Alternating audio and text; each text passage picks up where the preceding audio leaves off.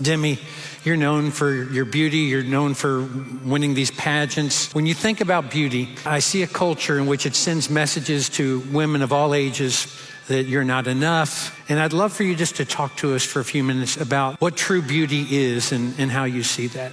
When I was set to go and compete at Miss Universe, being the reigning Miss South Africa, it's a whole build-up, right? At the time, there was 95 countries competing, and that year, and probably in the history of Miss Universe, I was one of the shortest girls to go and compete for this title.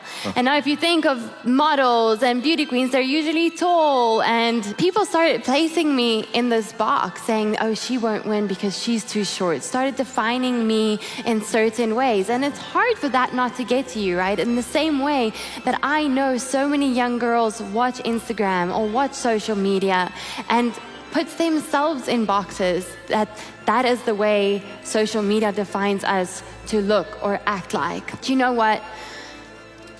As a Christian, I've had to go back and define self-love, self-worth, self-image to myself. And the definition that I got to was, as a Christian, I need to have confidence in who God says I am. Not self-confidence, but God confidence. That's good. And you know, Psalm 139 says that we are fearfully and wonderfully made, knit together in our mother's womb. And I love that word knit because it takes me back to remembering how my grandmother used to knit me little jerseys. We call them jerseys. What do you guys call them? Sweaters. Sweaters. And she would make the most beautiful... Countercultural. She would make the most beautiful patterns. And one time she made me like a little panda bear.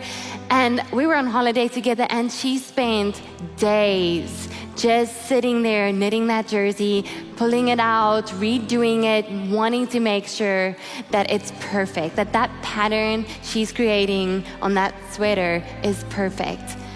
You know, it makes me realize when I read Psalm 139 verse 13 that God knit us in our mother's womb, that He had a precise plan for our life, that He created us in love, by love, and for love. And if that does not make you feel worthy, I don't think any amount of makeup, any amount of clothes, any amount of shoes, any amount of bags will ever make you feel worthy. And I think that's so important that we go back to really defining what self-confidence looks like. That we need to remove the word self and replace it with God and make it God confidence.